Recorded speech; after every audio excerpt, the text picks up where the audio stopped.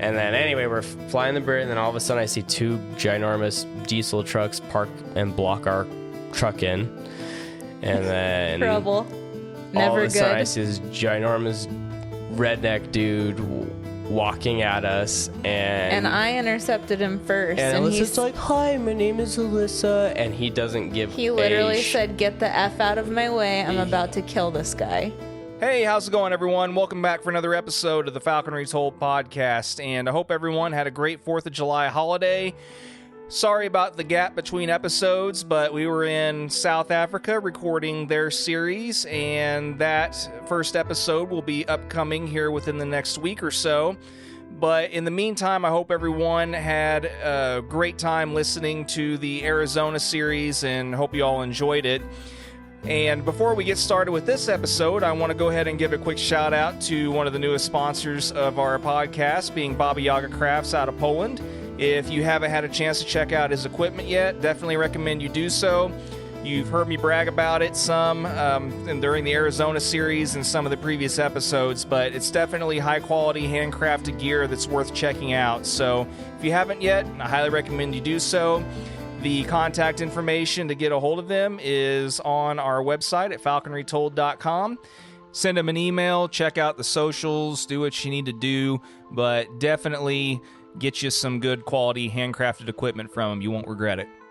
And this episode was actually recorded leading up to the Spring Rendezvous back in April. Haven't had a chance to release it yet due to other scheduling needs and all that kind of stuff, but we decided while I was visiting with Joe and Alyssa and I was staying at their place during the Spring Rendezvous one night to go ahead and just have one of those fun impromptu recording sessions to just kind of, just catch up and just talk about random stuff and just kind of see where things went with the conversation. And of course, we haven't had them on the podcast yet, so I wanted to let them share their falconry story and, some of their other hunting stories and things. So anyway, I will go ahead and turn things over to this conversation with Joe and Alyssa. And before I do that real quick, I also want to wish them congratulations on the newest addition to their family, too. I'm really happy for you guys and glad everything went well, and look forward to seeing the new kiddo in person sometime soon. So anyway, here we go.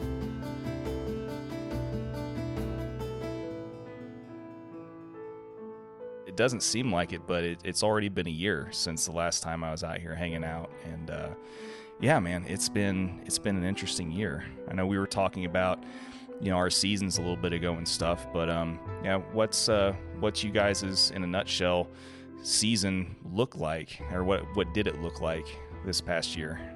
You start. Well, yours. My season was the darker side of falconry season. I was telling you earlier, Jonathan, that I started a new Tiercel hybrid, and I poured literally every bit of experience from all the birds that I've had through falconry and abatement. I poured all that experience into this bird, all the advice from all of my past mentors, and it was a 2022 Tiercel hybrid from Danny Ertzgaard. What was the hybrid? Yeah, Gyr Peregrine? Gyr Peregrine, okay. Yep. Just an incredible bird. I got him at 55 days old. And yeah, just treated him like gold from the get-go. And that's what I got out of him. Like, he progressed perfectly. He did everything that I asked him to do. And I would say... Not only that, but he had like a super cute personality. Yeah, super, super personable, like which I feel like you don't typically get just a bonus. From chamber birds. He had like an imprint side to him where he was just like happy to see me and not fearful. And I don't know if it's the genetics or, how he was raised or what, but he was the perfect bird in my opinion. And so I started balloon training him by the end of, the probably the second month I had him ballooning 2,000 feet regularly. and serving him off on pigeons and ducks. And we were just about to get into the duck season, and it definitely was a very controversial time because of avian influenza, whether or not we were going to pursue, flying them. I think at the time I was waiting to see what the most recent data was with the duck season opening, to see whether or not I was going to pursue them, but I was going to get him prepped for it anyway. So I had given him several baggies that we had tested to see if they were positive or not. But anyway, yeah, this last flight that I flew him, I think I served him off at 1,800 feet, and he came down and he smacked the pigeon. And I had done this, dozens and dozens of times with him and other past birds. I cropped him up and was going to fly him, give him a day off and then fly him the following day. And I ended up going out there the following day, and he was awesome. And I was like, great, I'll fly you tomorrow. And I went out there the following day, so 2 days after we had flown, and he was 50 grams below flying weight. And so immediately I brought him inside, and I, gave him a small meal and, hydrated him and kept him warm inside the house, and was like, okay, I'm going to give you 1 or 2 weeks off, get your weight back up. The following day, he was pumping on the block and anxious to fly. And I was like, awesome, we're making some progress, but I'm still going to take it slow. Another small meal. And then I think the third or fourth meal, I gave him a, probably bigger size crop than I should have. And he ended up getting sour crop, and he went downhill very, very quickly from there. And it sucked very badly. And so that was the end of pretty much my long wing season. I was pretty much crushed, and, I was like, He died on my birthday. Was it? Yeah. No, that was horrible. And immediately I was like, I am done with falconry. I don't want to do it anymore. We've all had that feeling. This is too heartbreaking. This is horrible. I had just literally this bird. I would go to sleep at night thinking about the flight from that morning and what we were going to do the following day. It was not about your lovely wife. Well, I thought about that after. Oh, okay. Yes. Just making sure I was in there somewhere. But it was just a super awesome bird, and I absolutely loved him. And it sucked that it ended that way. I had hoped that this would be my 10, 15-year bird, just a, direct, to the point, wonderfully flying Tiercel hybrid. That's what I want. And so anyway, I, was pretty much devastated after that for a couple of months and didn't want anything to really do with falconry. And we actually pulled off on the side of the road, and we had the hoop trap and a sparrow, and I threw the trap out, and we caught a super dark jack. And I was like, if this jack, if we can find something like this, then I would gladly fly it. Oh, Merlin? Yeah. And I ended up on Christmas Day, after we did our Christmas opening presents and everything, my buddy Daniel and we went out and just literally down the road from our house, trapped a female Merlin, and I trained her up, and I ended up catching a quail and some other things. And then at the end of the season, a month ago or so, I ended up releasing her. But that held me over until the end of the season. And this year, I would like to get a brother to that Tiercel hybrid that I had previously had, and hopefully replicate that. So nice. Well, now that we've established that Alyssa's birthday is bad luck, yes, and everything else, the worst day ever, my whole life. I'm pretty sure it was not my birthday anyways. I was like, well, this is not good. But that's okay. No, that was the worst. Yeah. Well, how did you end up doing with your Merlin and stuff too? I remember seeing things here and there, but yeah, they're all so different. I keep learning every year about just every single one is so different. You don't know what you're going to get. And they're all able to do the thing, but it's just a matter of, is it going to be enjoyable or not? Yeah. And so I had an intermewed bird. She ended up getting lost for 7 days with my transmitter on her. That's right. Yeah. And so she was just giving me the finger. And I had everything out in front of her, a whole buffet, and she would fly over my head and go catch something else. And I saw her catch a quail. And yeah, so I was glad to get that money back off of her and turn her loose again. And then I trapped another bird. I thought that was going to be a keeper for sure. She was great at quail hunting for sure, but she did not like me or anything else. The dog particularly. The dog, anybody's dog. If somebody's dog was barking in a backyard, she would just take off. And she also had a really unique way of hunting, which I think they all kind of show you after. You have to go through the whole process of, getting them going. But her way was to have like a little quadrant that she would circulate, and once the birds were onto her and knew that she was in the area, she would move on to the next section. And that wasn't really good for me because I kind of wasn't there most of the time. But she ended up catching most of her stuff near me. She caught a bunch of doves and quail. And then I trapped another merlin and got her going, and she was really pleasant. So she caught a couple quail before the season ended, and then she got sick. And but she seems fine now. That's good. Yeah. So I'm gonna intermew her and see what happens, I guess. Good. Yeah. Like I said, I remember seeing occasional posts like on Instagram and stuff, but yeah, you know how it is. Once you get into a groove, it's like finding time to even keep up with your own stuff, let alone other people's stuff, and especially trying to be off social media more. Yeah, and, for sure. All that kind of crap. It's just, I think it's really fun, though, on social media. Every year there will be like a bird or two that really stands out, and you don't even know who's flying it. You just know the bird.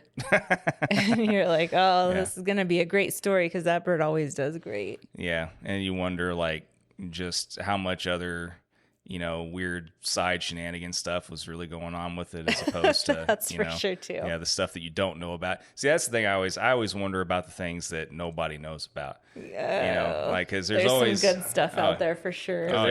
Everybody only posts the good stuff. Yeah, for the most part. Yeah, but yeah, I mean, like I said, it's hard enough. Like, just for me, it's hard enough to manage one bird and feel like I'm doing a good enough job. Yeah. And I think a lot of that is more of just that whole like self-deprecating, outlook that we oftentimes have as falconers, like always being our own biggest critic, as far as that kind of stuff goes. But oh yeah. Yeah. But it's easy to get in your head for sure. Yeah. Yeah. But I mean, with my travel schedule and everything else, and trying new quarry this season and the whole, like I was telling Joe, this is the first season that I've actually really committed to trying, predominantly squirrels and stuff. And so, with a red tail? Yeah, with a red tail. And it's been, like I said, I don't know why I didn't do it sooner. I'm kicking myself for not doing it sooner. Are you having fun with it? Oh, I had a lot of fun with it. I keep hearing it's like the best kind of falconry. It's, well, in my humble opinion, it's the best kind of dirt hawking for sure. Better than rabbits, huh? Oh, yeah. Well, have you hunted western rabbits? Uh-huh. Okay. Yeah. All right. Yeah, I've hunted jackrabbits. I've hunted western cottontails. I've hunted eastern cottontails. I've hunted like California cottontails. Like smaller, like Kansas cottontails. So I will say that you're spot on. Once you see like red tail slope soaring cottontails, that's like a whole nother. Have you ever done that? Slope? No, I've not. I've not ever soar hawked. Oh, so there could be. I guess that was a poorly phrased. I've never hunted a hawk out of a soar before. There you go. Yeah. There could be something better than squirrel hawking then. Possibly. It's a little bit more visual because obviously, like the same thing. It's like the bird is way the heck up there, but there's not all the trees impairing your view. Like everything is right there and so that you can see. Yeah. So. Well, for me, it's the chess game. Like any time with. That I've seen red tails on rabbits, especially hunting out of a tree, not even so much out of the soar. But anytime I've ever seen it, it's just like, as far as red tails on squirrels, it's just so much more engaging. It's a lot more fun. The chess game, because that squirrel knows exactly where those holes are and knows exactly what it wants to do as far as outmaneuvering that That's bird. really neat. I mean, So you're trying to keep up with the squirrels. well, yeah, thoughts. I mean, because once you see it and you know that the bird sees it, that's just the beginning. And watching a bird try and snatch one, and all it has to do is just do like a quarter turn around a trunk to get away, and then that bird has to learn to not fully commit and get back up real quick, get the height advantage back up again, and then try it all over again. And then this like cat and mouse game until the squirrel ultimately, hopefully, gets so nervous that it makes a mistake and tries to transfer to a different tree or something. Like, that whole process can take anywhere from a few minutes to an hour, Yeah, And I feel like I see these falconers and they're sitting underneath the tree because their hawk's got its eye on a hole or something, and they're just sitting there forever watching their bird because it won't move. So does that happen? a little bit of everything happens, just like anything Is it else. easy to move your bird on when they? Just like you can watch a red tail catch a soar and then just go way bye too, like out in the horizon. Also, That definitely happens. I don't know anything about that. My birds always behave just perfectly. go way out in the horizon. Yeah, no, it's it's just like anything else. I mean, you've got to be in the right setup, the right position. It's, I don't know. To me, it's just a lot more fun, a lot more engaging. Like watching, I mean, most of the time, especially where we're at, hunting out of trees, red tails on rabbits, it's like you'll see the hawk, start to, kind of eye one, and then it does its, drop out of the tree, and then you hear some squealing. Right. Like with squirrel hawking, it's all, for the most part, usually right up in front of you. It's all taking place. Yeah. You can see. I can appreciate all that. That's Yeah. why I like the quail hawking with the merlin, because it's very like interactive. Right. It all happens in front of you and actually see everything happen. And you can participate too. Like Yeah. you can be a vital role in whether or not that quarry gets caught. Yep. And that's a huge reason why I like the squirrel stuff a lot more than just walking around aimlessly in a field trying to get a rabbit to sneak around and Well, I mean, Are you going to do it again this year? yeah, I probably will. Did you keep your red tail? Well, we had that conversation too. Oh, I missed it. There was Yeah. a big storm, Yeah. stormy wind, and opened a door. I was Tornado. going to end up releasing her anyway, but I finally came to the decision to release her because, I mean, she had gotten bit by a squirrel, about a big fox squirrel mid-season that she caught, and the toe never, it took forever for it to heal. And since then, she's kind of been hasn't really liked fox squirrels. She'll still go after grays. She has an opinion. Yeah, but I decided, in a nutshell, I decided to go ahead and make the decision to release her. And about a week or two before I planned to release her, that's when that storm happened, and the high winds blew the muse door open behind me one day when I went to check on her. And Nice. yeah, she decided to go bye-bye and expedited the process. yeah, expedited the process. Hey, you basically. saved a week's worth of hawk food. Basically. Yeah. She landed on my roof and proceeded just to watch the full rabbit that I was tossing for her, just to see if, I knew that she wasn't going to come back. None of She us was- know what that feels yeah, like. she was fatter than a county dog by that point, But yeah, you know how it goes. So yeah, she expedited things by a week or two. And so I don't know, my situation is always dependent on my jobs, and my Yeah, contracts. that's what I was wondering. And so it's going to largely depend on whether or not I take, a closer to home contract around that time again or what. But I would love to fly another red tail on squirrels again. It's a lot of fun. I'm sure I will. But if I'm around throughout the rest of summer and stuff too, I might try and imprint another coop or something also, because that's one of those things that I still haven't gotten a chance to be successful with yet. What's the Just main cooping. quarry you have out there For coops? for anything? For anything? Yeah. Predominantly rabbits and squirrels. Okay. And then we also have lots of dicky birds and sparrows and house sparrows and starlings and stuff too. So it's been really interesting because I got a lot of my birds car hawking when I lived in California. Yeah. And while there's not a ton of car slips, there was enough to keep me busy and have fun with it.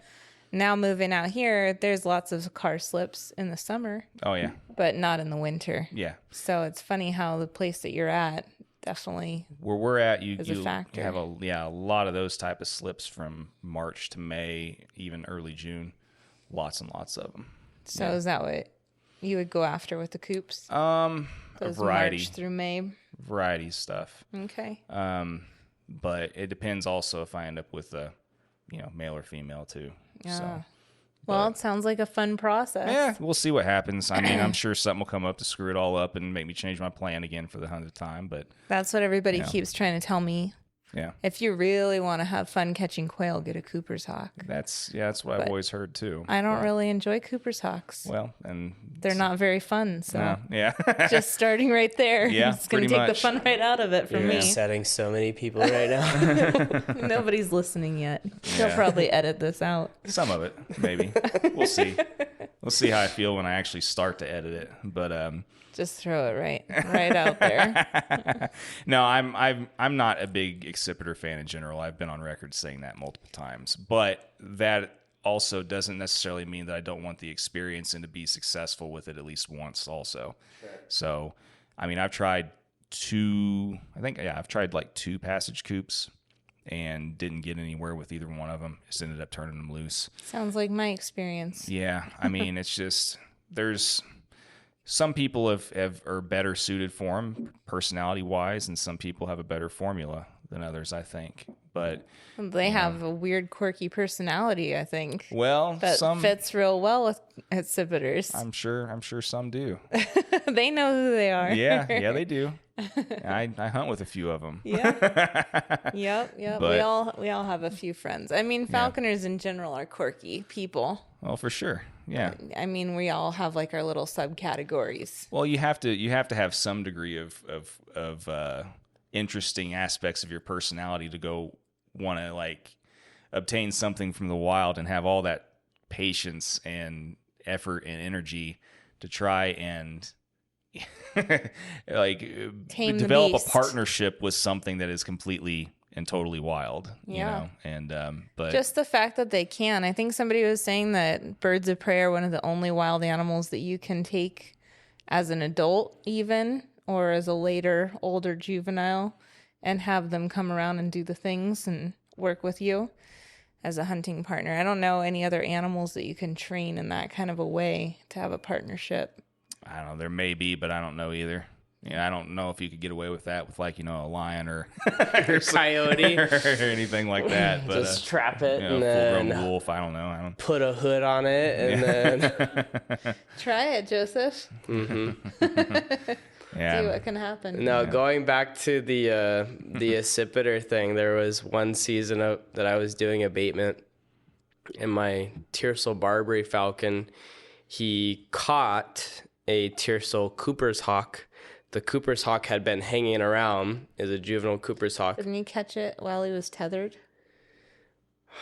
No, I think he was flying. The Cooper's hawk came around while the birds were tethered, and like I would be feeding my abatement birds on the blocks, and this Cooper's hawk would be like trying to, he knew that I was feeding the birds, and I was out flying my Barbary falcon, and I didn't even see it happen. The next thing I know, I'm like, where's my bird? And then he's like crabbing with a Cooper's hawk, and my Barbary is going in for like the death kill. Like he's trying to find the neck to go and kill this Cooper's hawk. I'm like, what the heck? And I separate them immediately, and it's this like scrawny, tiny little Tiercel Cooper's hawk, and I separate them, and I brought him into my trailer, and this little sucker, immediately I offer him some food, and he starts eating. And poor little guy, and I'm like, okay, I'm just gonna feed him up and get him strong enough to be released. And then he the next day just for the heck of it, I offered him food like a couple feet away, and he jumped to me, and I was like, whoa, okay.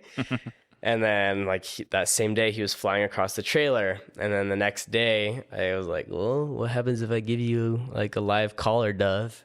And he went and killed it. I was like, oh, sweet. And so I think at the end of the week, he killed a sparrow, like a wild one in a canal. I think there was something wrong with him. I think he had worms or something because he ended up dying a few days later when I made it back to Arizona. But yeah, he was a super cool little guy. And I've heard that too about Coopers, that if you get like the right one, and prairie falcons too. Mm-hmm. Yeah, like one of the 5 to 10%. Exactly. Yeah, that, and maybe that's what he was, or maybe he was just really sick, and that's why he was, tame from the get go. Yeah, I think. But like, I'm not a sit-bitter guy at all. I'm a long wing guy to the core. But this was a cool little dude for sure. Well, I've had instances like that too before, where you'll have a bird man down instantly, but it's because they're half starved. Yeah, exactly. And I think that was the case with this guy. Yeah. I mean, I'm sure it probably had something to do with it, but yeah. Well, I mean, how many years total have you guys? I know you're not doing the abatement so much anymore, Joe, but I mean, like, how many years have you guys dealt with? Gosh, dealt with abatement. Yeah, since 2005 for me. How old were you then? 19. Well, 18. I was 18 when I did my first agriculture contract. So are you trying to like top me? Probably. Because I'm like 10 years older than you. 9, but yeah, I think I did abatement for 6 years, 6 agriculture contracts, and that's what I got into initially. I had been a dirt hawker, and I became a falconer when I was 14 years old. My uncle Mike's Telemetry got me into it. And that was my entire life. I didn't have any spare money. Any spare change I had went to gas, to driving to the field so I could go fly my Harris Hawk on jackrabbits. And that was my entire life. And then I had planned to go to the Air Force Academy to become a pilot. That was my game plan. Like, that's what I had my heart set on. And then my grandma showed me an article about Adam Chavez doing abatement in California. And I was like, what? People are making money doing falconry? What the heck? And immediately, like, I did research, and I called the first abatement company that I could find, and that was Falcon Force, Vahe's company. And I sent him an email, called, and then he got back to me, and he's like, hey, we have some openings if you're interested. And I was like, well, I've got a Harris Hawk. It was a passage bird. I had no idea at the time that you couldn't use like a passage Harris Hawk for abatement or anything. I was just like, yeah, I've got a Harris Hawk. I could go out and trap birds if I wanted. Like, heck yeah. And then I had a conversation with him, and he told me all the legalities of everything. And but yeah, eventually I got onto Vahe's team and put together a team of aplamados and a peregrine falcon, and that year was a complete loss, a waste of... the worst year of your life. Is hands down probably the worst year of my life. Yeah, it was just, it was very, very rough. And then the following year, I did a contract for Raul in Washington, and I think I broke even that year. And then the following year, year 3, I made some money, and then year 4 and 5 and 6 were really, really good years. And then I think that was the year that Alyssa and I decided to get serious, and I couldn't be running up and down the West Coast chasing birds. So I had to get a real job, and now I lay flooring for a living. Abatement was a real job. It was. And we still do have a contract out here that's seasonal. The Nampa? Mm-hmm. Yeah, so we chase...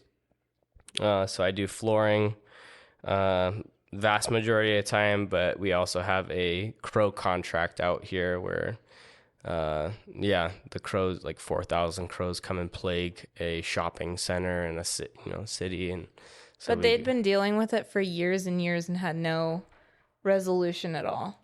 at all. And so it's just really neat that we honestly were able to move that many birds. Oh yeah, no, we fixed the problem 100%. We had to go overnight and stay out all night long and just keep chasing them spot to spot.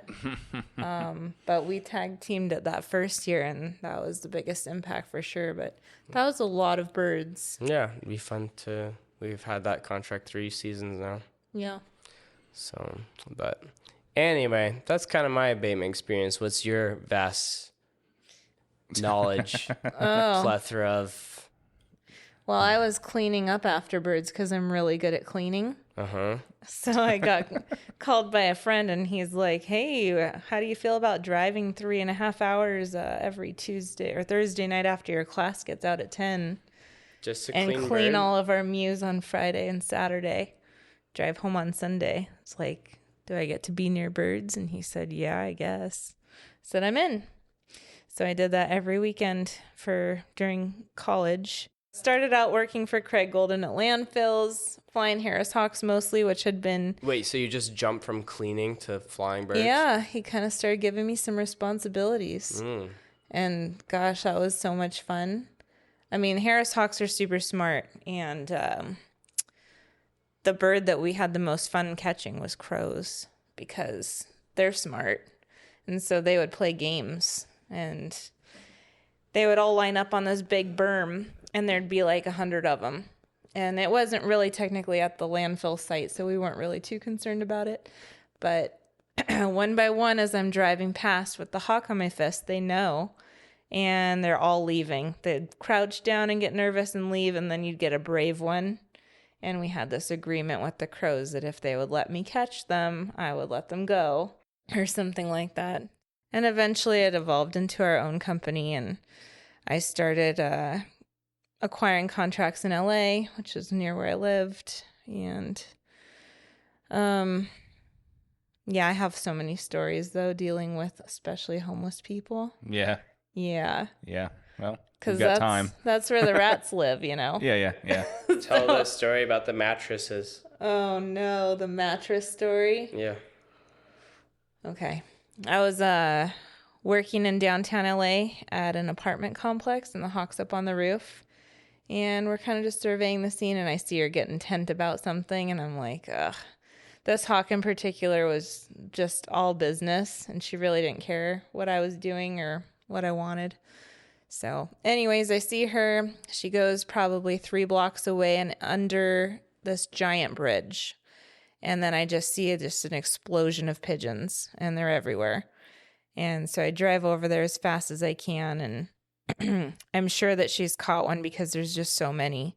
And I'm looking in all the beams, and I'm not seeing feathers fall down or anything like that. So I get out my old receiver, because that's what we had back then. We didn't have GPS in the olden days. Antique times. And the signal is not coming from up, but it's coming from down. And I'm on a road. There's no down. And off in the distance is the canal, but it's coming from straight down. So like under me. I'm trying to figure out how this is possible. It must be bouncing. I start walking around trying to pinpoint a location, and I see this little crack, and it's probably 2 feet wide. And I peek down there, and it's an underworld. And that is where my signal is coming from. So I climb into this hole in the ground, and it turns out that it's like a passageway system to the canal that the water can travel through, but it's been dry forever. And it's just where hundreds and hundreds of homeless people live. Mm-hmm. And I just see this sight to my left. It's just in my peripheral of something darting past. And I look over, and it's my hawk, and she's chasing a rat across a mattress, and there's somebody on it. Oh my gosh. So I start creeping over there, and I step in homeless people poop. Oh my gosh. It doesn't smell like death, surprisingly. It does smell horrible, but nobody smelled dead. But I don't think anybody was alive down there. I don't know. Nobody was moving. She never caught a rat. I got her back. Well, and that's I got good. the heck out of there. That's good. Well, I'm sure you Unscathed. probably, yeah, they say probably deloused and stuff whenever you got back up to Yes. everything too. Yeah, Absolutely. Lots Yeah. of days like that, but yeah. There's a lot of. That's just unfortunately one of the sad realities that we live in. You know, Yeah. especially in the bigger cities like that. There's lots of places like that. Yeah, no, I got to talk to a lot of them though. I mean, Sure. not in that situation, Well, but I'm sure that there's a lot of them that were really nice and pleasant to be around too. I mean, they're always mischievous. They're up to something. This one guy hid my trap one day and he made up this huge long story about how somebody stole it and put it somewhere else. And so I went all the way to where he said. And then when I came back, he's gone and I see it sticking out of a trash can. So he just loved birds. Can't blame him. yeah. But yeah. Yeah, no, it's always, like I said, I always like talking to abatement people because, you know, guys like Fincher and you know, there's so many people that have all these just amazing stories and dealing with, especially like downtown contracts and, you know, like inner city contracts and stuff. It's just It's always amazing. Well, that's what I tell the folks who work with me. I'm like, because they'll complain, you know, like I had this horrible person come up to me. I'm like, you have a story at the end of the day. Like for good or for bad, something happened that was exciting and it got your heart rate going. And, you know, it's good to have stories at the end of the day. Yeah. You're not sitting at a desk somewhere. Yeah. Yeah. And it for is sure. what you make of it, just like anything. But Yeah. abatement can totally be falconry if you try. If you try. You have to want it.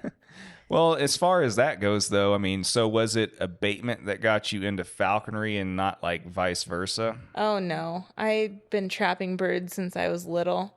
My dad taught me how to trap when I was 6. He used to trap them when he was a kid and sell them to the pet stores in the 70s. Oh, the yeah. 60s. Before all the regs and everything. Yeah. I was like, well, that's not very nice. But yeah, thinking back on it, I trapped so many kestrels and red tails and we'd just stack them all up. And at the end of the day, when the sunset was really pretty, we'd let them all go like one at a time and try and get these really cool pictures with our old camera.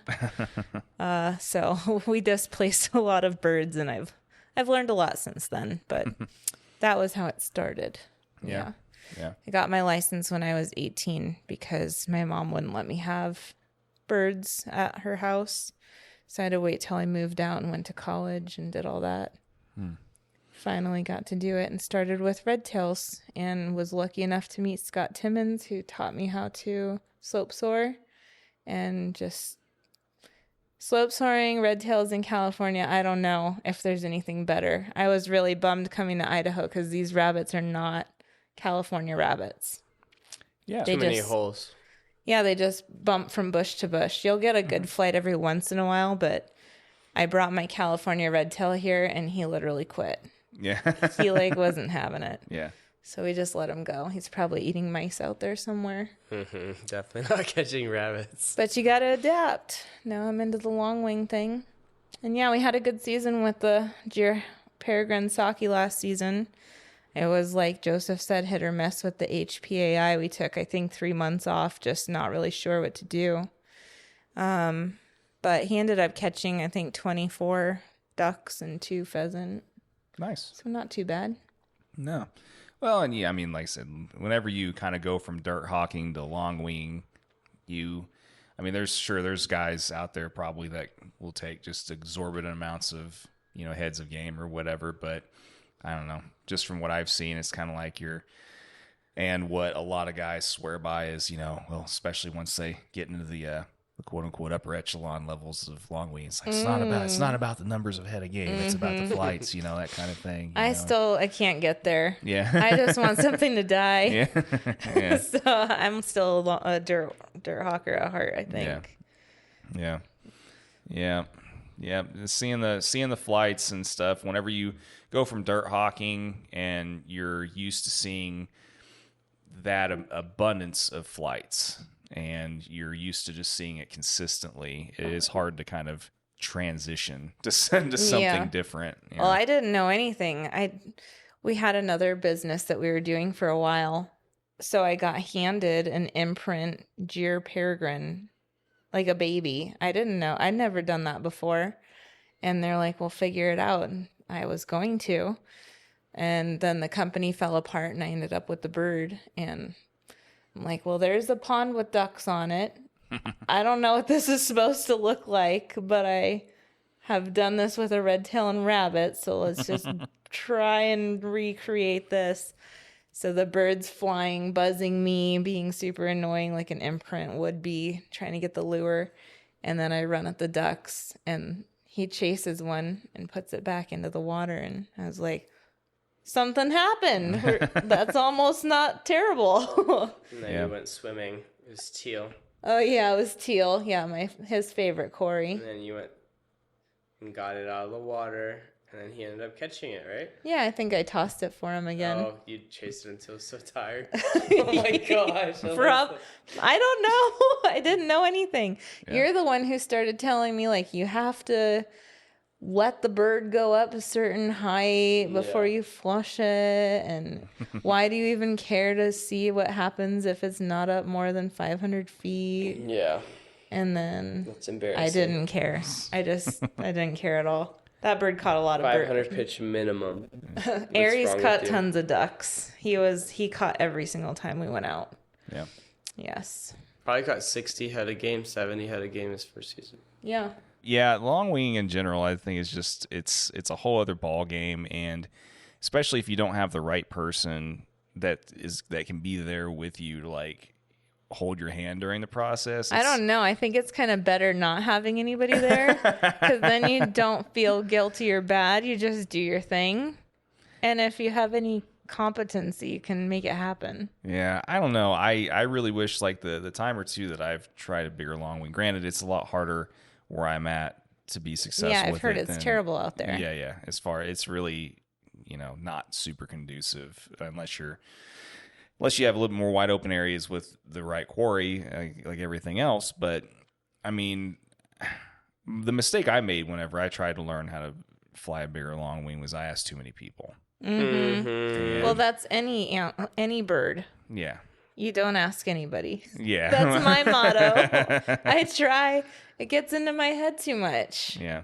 Yeah. Well, it's still nice though to at least have one person that is successful, though, if you have that. I mean, it's just, think of how hard it would have been to even get into falconry in general if you didn't have somebody show you. Like there's a lot of people that, I don't know, like I said, everybody goes through their own like path to get into this. Yeah, for sure. But it's always easier when you have a guide. Yeah, like for sure. Whether it's a story, a book, a person. Yeah. An image somehow in your mind of what you're trying to achieve. Yeah. Yeah. Yeah. It just, I don't know, shortens the learning curve. So what long wings did you try? Well, I tried that imprint prairie and everything was going good with it until I got that bacterial infection and then died overnight. Oh, that's so fun. Right before I was ready to start hunting. Well, that's the crazy part about falconry is like you could still do everything right, which is already hard enough. Yeah. And then the bird dies suddenly of something that you didn't have any control over. Yeah. Yeah, it's the Murphy's Law of doing all this for sure. But then it makes you wonder, why do we sign up for it again? Well, because there's something wrong with this mentally. Because it's awesome. Yeah, the highs are so high. Yeah, the highs are high and the lows are definitely low. That's one of the old sayings. But that's right. Yeah, I don't know. Like I said, everybody's got their druthers. Everybody can do what they want to do. It doesn't, bother me really. It just, like I said, I know for me personally, I do a lot better if I have at least one reliable source. I would agree with you. To bounce back and forth the information with, and be like, okay, what am I really screwing up here? Because it's hard enough to learn how to read every individual bird that you're ever going to try and fly, initially. But whenever you don't have any experience at all trying to learn a particular, species or that you've never even tried before, the personalities from long wings to accipiters to buteos, and they're so different. Yeah. And if you don't have at least somebody there to warn you what you're getting into, it just exponentially makes that I don't know. For me, it makes the learning curve that much. Well, I've had a few people who have been just so successful with their birds, and I just admire the heck out of them. And seeing their birds fly is not anything I can relate to because it's so above anything I've ever achieved. But trying to get advice from them and apply it to my own situation, it never works for me. Yeah. And it's either because I'm dumb, which is totally possible. I'm sure you can agree. No. Baby, no way. What are you talking about? No. Okay, or Or it's because I don't apply it in the same way, or we just have a different path that... Well, and not everybody's really meant to be a teacher also. Yeah, not that's true too. Not everybody is really, not everyone is are capable of relaying information in a way that other people can understand it well. Well, that's true too. that's 100% true. I think that's part of my learning disability, though, is I take things too seriously. And if there's not enough information, I don't know how to use it. The little bit of information that I have. If it's not written out to a T, like this is what your whole day is going to look like with this bird, God. then I just better figure it out on my own. Yeah. Yeah. Yeah, it sounds like you probably just, one of those types of personalities who just like overthinks a lot. If somebody else has any say, then I definitely do. Yeah. But I'm just a girl, so. It is interesting how, I mean, there's so many different birds, like you said, longwing, accipiter, buteo, and there's not like a particular personality per bird. Like there's not. You don't think? I don't think so. I don't think there's like a specific personality for longwinging. Do you? Well, yeah, that's kind of all the jokes. People? Yeah. Like, there's totally people that are meant to be. Really? That are Okay. accipiter Well, maybe people. I don't know. Oh, yeah. Maybe I haven't looked into it. Yeah, come meet enough. a couple of my friends. You'll understand. You'll see it. That's immediately. hilarious. Oh Okay. yeah. There's a reason why some people are so successful with goshawks. Yeah. There's a reason why some people are so successful with peregrines. Right. You know what I mean? There's a reason. Interesting. I guess I don't have enough a big enough pool to draw from. Well, I've talked to a lot of people now. Right, over the last 5 exactly. years, you know what I mean? And it's, so you're seeing the connections. and I'm an analyzer personality to begin with. Sure. So I'm like talking to a person, and I'm kind of like, this makes complete and total sense. I can see where this is going. So what do you in your experience have you seen, like for accipiters, for example, what traits of a person makes a successful person, ostringer, person that flies accipiters?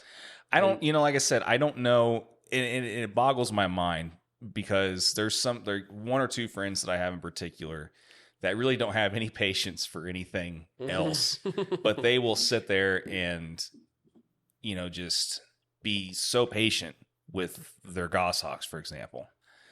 And you're just like, I don't understand, because you're not, it's the same kind of mentality too. It's just like, go, go, go, go, go, go, go, go, go. And how are accipiters? They want to go, go, go, go, go, go, go, go, go. You know what I mean? Like, So they're trying to get on the same wavelength with their bird. they don't have to be. They don't have to try. They're already on. That's the mentality. Like, Yeah. It's the same type of mentality. For example, like, and it's just funny because it's the same type. This same person, they'll be able, like, they'll have the patience to be able to sit in a deer stand for hours, several days during like deer hunting season, and you're like, I don't know how you do that.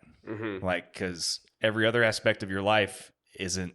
You can't sit still. Geared for You would that. never think that Yeah. they could be capable. Yeah, but I'm just saying, like, some people you can just tell, they're just, I don't know, for whatever reason, they're the people that just can't sit still. They got to go. They got to be doing something. And they're so like tunnel vision focused on certain things. I mean, what's an accipiter when it hunts? It's tunnel so vision. Tunnel basically vision, the falconer mimics their bird. I didn't even think it's a mimic thing. They just think the same way. They like, understand their bird. Yeah, well, it's and yeah, I mean, That's why they're it's, drawn to that species. Yeah, and it's not even. I don't even know if it's just an understanding as much as they just see a lot of the same qualities innately. I don't know. Maybe this is just me being, over analytical. There's got to be but something to it. I mean, there's a reason I prefer long wings and some people prefer red tails. Like, Yeah, and there's got to be a reason. I just want something that kills the things that I have around here, Yeah. wherever that is. Well, and it's the same thing too with some people. I mean, you know why they fly Harris Hawks and will never fly anything other than Harris Hawks too. Mm-hmm. You see this person over here and you're like, okay, and you get to know them for a while and you're like, you will never fly an accipiter. Right. It's just not going to happen. Well, they might try it out. No, you know that won't even happen. No? Yeah. Okay. No, I know people like that too. You got this down to a T. I know. I This mean- guy's amazing. I'm just like, What kind of personality am I? Come on, tell me. well, you've already declared that. I mean, like I said, it's some people are just geared to want or predisposed to be more tolerant of certain species than others. Mm-hmm. And I mean that's why I think you guys like long wings so much. Just the short amount of time that I've gotten to know you guys, I mean, a little bit more chill, a little bit more laid back, same thing with Harris Hawks and stuff too, and and then there's other people that just can't sit still and they're just constant gluttons for punishment and stuff and just want to deal And with then they go accipiters climb all a the time. tree and get an owl. Yeah. I don't know very many people that have willingly tried that. But, anyway, that's a whole other conversation. Some people have been successful, but they've all said the same thing. I wouldn't recommend this if you're trying to actually catch game. Yeah. They've all said that. Well, I mean, it's the same have. thing with people that have tried to fly ospreys and stuff too, whatever. But yeah. You have to really like to eat those pond fish to get that going. Yeah, I mean, you have to really be overly fond of a particular, and I think that's the root of it too. I mean, if you absolutely love the look and just are predisposed to love a certain species, then I think you're automatically going to be more patient or tolerant wanting it to work too. That's true. But, I don't know. I've What do I found know? too that like the first time I've worked with a new species, whatever it is, that bird usually turns out really good. And then after that, I have like a notion of what I'm thinking the bird should turn out like. Mm-hmm. And I don't know if I'm rushing the process or if I'm irritated that this bird isn't exactly like the last one. Yeah. So they never turn out the same as that very first one. It's kind of like how people get in their heads that a bird should fly at a certain weight when in reality the bird's weight ends up being the bird's weight, not what Whatever that is. not what they think it should be. Well, that's true. Yeah, I just think of my first deer peregrine, and there'll never be another one like him. Or your first Merlin. Yeah, my first Merlin was great. No. Your second Merlin. Your first Merlin. Well, technically but the first Merlin that I had was trained by somebody else Okay, so the first Merlin you actually trapped, and trained myself. that was a dynamite bird. Yes, Yes. very much so. And my first red tail, she was great in every way. She was easygoing, but killer on game. You and should get an eagle, babe. First eagle. That'd be cool. Like, it doesn't even have anything to do with my mindset at the time. Like, that Merlin, I was like, I'm just going to mess around with this until it's not fun. So it's not like I poured my heart and soul into her. Sure. That's just what ended up happening.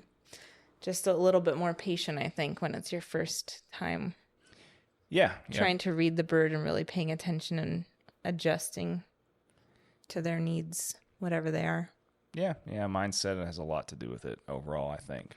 But yeah, I don't know. What's so I guess we can transition. I know you guys will have a lot of really neat, probably like individual stories and stuff too, but as far as like, especially with the dynamic of being a married falconry couple, whatever couple your more favorite stories together. First one that comes to my head is we are out in like Emmett area, and she had her bird Aries, who she mentioned is her first long wing dynamite bird, like incredible, killed like 60, 70 head of game his first season. Did not take a high pitch. Did not take a high pitch. Probably Didn't need it. He was so good. 100, 200 foot pitch, the occasional so embarrassing. occasional looking back. 400 foot pitch. But anyway, I just remember this particular hunt. We were out chasing pheasants, and pheasants, for anybody that knows, it's a very ratty quarry that after the initial flight, it will rat out and run into cover, and it's very hard to get out.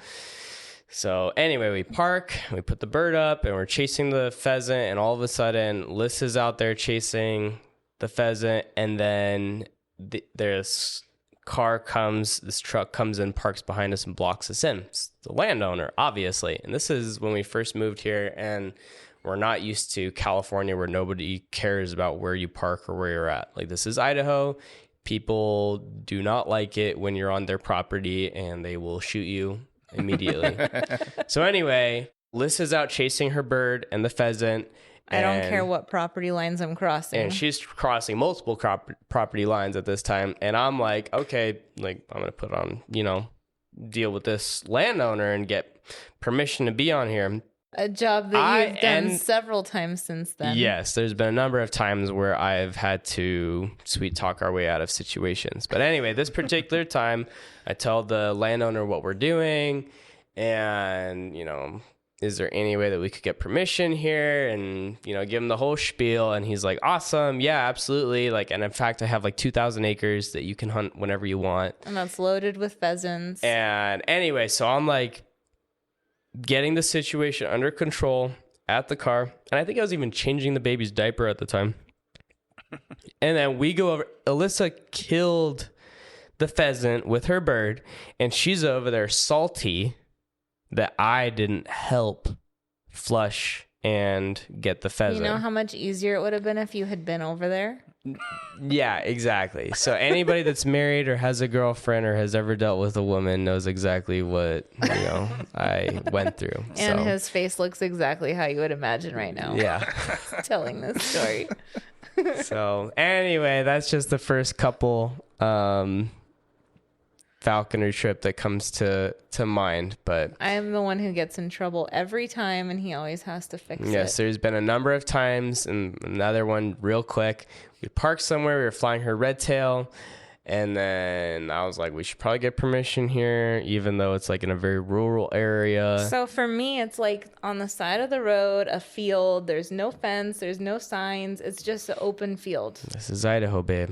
Well, I understand that now, and I have a better respect for it, but I would never think that somebody would have a problem if we were walking in a field. Right. Anyway, we're flying her red tail, and then there's like these kids riding dirt bikes. I'm like, who owns this property? He's like, Jim Jones, that's my dad. And I was like, okay, well, I'll keep that in mind. I need to ask him if we can be here. And then anyway, we're flying the bird, and then all of a sudden I see two ginormous diesel trucks park and block our truck in, and then trouble. Never all of a sudden good. I see this ginormous redneck dude walking at us, and I intercepted him first, and Alyssa's like, hi, my name is Alyssa, and he doesn't give he literally said, get the F out of my way, I'm about to kill this guy. Yeah, he's like, I don't care about you at all, and he just like marches toward me, and I'm like, so you're the dog. trouble, you're the cause of the trouble. No, if I was there by myself, it would have been fine. I guess so. And my bird wasn't coming because back. you had a dude with you. Anyway, this guy's like, get the F out of my property and yada yada. I'm calling the cops, and I'm like, oh my gosh, I told Alyssa not to fly here. And anyway, and her bird's not coming down at this time. It's her. Which bird was this? Was this That was Deezy? Rumor. Oh yeah, this is her Crider's red tail. It's not coming down. It's being a dumb bird. Alyssa's flying it fat again. And so she's trying to get her bird down, and then I walk back to those two guys that are super angry, and I'm like, hey, like, I'm sorry that we're here. At least let me buy you a drink or something. And he's like, well, people come here and they dump their stuff and they shoot the foxes and they shoot the hawks. And I'm like, well, we're the opposite of that. We're falconers. We train hawks and falcons, and and I actually had my bird in the car, so I showed it to him, and he's like, whoa, that's actually pretty cool. And I end up smooshing it over like always when Liz gets us into pickles. And meanwhile, I'm just standing under my bird like 300 yards away, just waiting for it to come down and hoping that this problem goes away. Super embarrassing. Yeah, hoping that their not going to mind that you're there Yeah, overnight. Hoping that Joseph is still alive. Rolling out your sleeping bag. Yeah. So anyway, we got out of the situation, but yeah, after that first year of falconry in Idaho, it was definitely an eye opener to, you Get know, permission. you need permission. Doesn't matter how rural or out in the middle of nowhere you are. People care about where you're at. It's not California. It's not Arizona. They do in a lot of states. Yeah. 75% of the time you get told no. Yeah. People don't like, I mean, for good reason. I mean, I wouldn't want people on my property that didn't ask. The first response everybody has is, this is private property, you're trespassing. I don't know where they come from. They like pop out of the grass. There's no one around for miles and miles. Private property. Yeah. I just couldn't imagine going out my front door and shouting that at anybody that's on our place. Yeah. I don't know. It's just very odd to me, but Have you had the situation actually happen yet? yeah, lots of times. Where people are just out in your driveway and just kind of, look like they're No, looking they for stuff actually and- usually are out there taking pictures, like senior pictures. Like I guess they think it's Yeah, that ended up happening a lot. I've never had a We've problem. never chased them out, but No. yeah, no. Being a falconry couple has been interesting, and there is a billion pros, and then there's definitely a few cons. Obviously, I think the biggest one that when we first started dating, our first falconry season, was that we butted heads because I had my idea of what you should do, or you had your idea of what I should do. And if we didn't do that, then we were would get upset. butthurt. Yeah. Yeah. I remember the pheasant. What was that, your red tail? What are you talking about? You were trying to get it down with our $15 pheasant. Oh, okay. And yeah. I was like, you should just use the pigeon. It's free instead of using our $15 pheasant. And you were so upset. And then I got upset. And then we had a I bad get upset day. every time you flush for your bird and it's not over 500 feet. So You still went hawking with me all the time, though. yeah, Yeah. for sure. That's a true show of love. Yeah. You had to witness that horrible falconry. I feel like over time we've definitely adapted to, we know which bird needs, like the good slips, for example. Like if one of us has a newer bird and it definitely needs the better slip, then, we're both very understanding about, you take that slip, or no, you know what, I really need this, and yeah, so far we yield. haven't had to fight too much about it these last two seasons. We've been pretty dang understanding about it. What was the time when Saki caught that duck in the middle of the road and you had to get there, like, and that guy almost ran him over? Was that at the Playhouse Pond? Playground pond. Yeah, you flushed them many, many times. I don't remember that I fight too flushed well. the duck many, many And times. you flushed many, many ponds and canals to get different ducks up. And then he caught the duck in the middle of the road and the guy almost ran him over. But I don't remember anything super significant about that one. Oh, I felt like you saved him. Other than the 'Cause you got fact that there he almost, first. got ran over. But anyway. Yes. Yeah. Yeah. Couples and falconry. Fun times. But it works out. Obviously, there's so many benefits, namely, like, if I'm out of town, you can take care of the birds, no problem. We can help each other with the husbandry. We understand I don't the care lifestyle. about dead stuff in the fridge. Yes, that's very nice. Yeah, I think hobbies are a lot like professions too. It's like being married to someone that has the same profession as you. You would think that would elicit a lot more like understanding and whatever. But no, it really doesn't. It turns into like, well, who had the worst night? Whatever. I can see it being kind of similar with falconry. I will say that Alyssa is a complete doll after she's killed something in the field, and there's a lot more fun That's to hang out every with. falconer ever. Yeah. That's every falconer in the history of ever, dude. Is a doll to hang out with after Yeah. they've gotten a You kill. sure you don't want to fly Stocky tonight? Yeah, babe. He's only 50 grams heavy. Just try it. That pond down the road has a few ducks in it. You want to go check it out? Yeah. Hell hath no fury like a falconer with an empty game bag. Yeah, Do not that. good. I don't usually Especially let with- that happen. fun. especially when everybody else has something in theirs. Mm-hmm. Well, fun times, guys. Well, what do you think would be the best piece of advice that you could pass on to people that are either wanting to get into the sport or currently in the sport, future generations, whatever the case? What do you think you've learned or other people could benefit from knowing? That's a good question. Most Well, I important know thing. what I would say. Go ahead. I'm still thinking. I would say that it's supposed to be fun. So, like, everybody gets so caught up in that they owe this bird something. And in reality, like, there's some pairings that are just not meant to be. And, of course, it's always work to trap a new bird. It doesn't just start out liking you. But at a certain point, like, you're supposed to get to the fun part.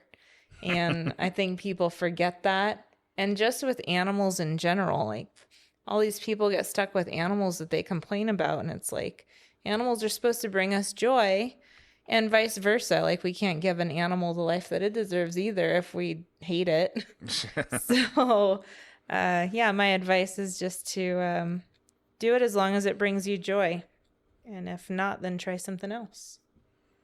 And then I would say listen to your gut, because there are definitely going to be times where you have to make a decision with your bird, whether that's to fly or not, whether that's to, end a hunt early, whether that's to, in my situation this past year, whether it was to cop my bird up or not, like, listen to your gut. If you have a little voice in your brain saying, like, hey, maybe you shouldn't do that, or maybe you should do this, like, that's not nothing. That's definitely, an instinct that's telling you something that's very important. And it could even be as much as, like, having a season at all. Yeah, no, exactly. 100%. That little voice is going to be there, and it's a real thing. And I would just say, listen to your gut. Make sure you're having fun, like Alyssa said. Like, the moment it's not fun anymore, you shouldn't be doing it. And listen to your gut. Sweet. Well, hell yeah. Sounds like a good note to end on after that fun catch-up conversation that we just had during this spring rendezvous week. I'm glad that things worked out to where I could come up and hang out. And like I said, thank you again for putting me up and putting up with me, I guess. I can't believe that you came here and as long as you don't mind sleeping with the Beanie Boos, you're always welcome, man. You set all this up after a long day of travel and had the energy to do this interview, and it's that's amazing. Lumberjack, man. It's just that. Yeah, I don't know. I've done it so many times now that it just is what it is, And now tomorrow's a full day of rendezvousing. Maybe. We'll see how it goes. Well, hopefully you'll get a few more interviews in by the end of the weekend. We'll see. I'm not gonna force it. If it happens, it happens. If not, then that's cool too. But I'm glad I at least got one in. Hell yeah. So anyway, awesome. Well, I'll have one more beer here and then probably go to bed because it's like 10:15. And what time is it at your house? 12? 11 something. Whatever. Like I said, I've just come off a string of 5 night shifts, so it's all good. I don't have a sleep schedule at this point. Thanks for having us, Jonathan. For sure. Thank you.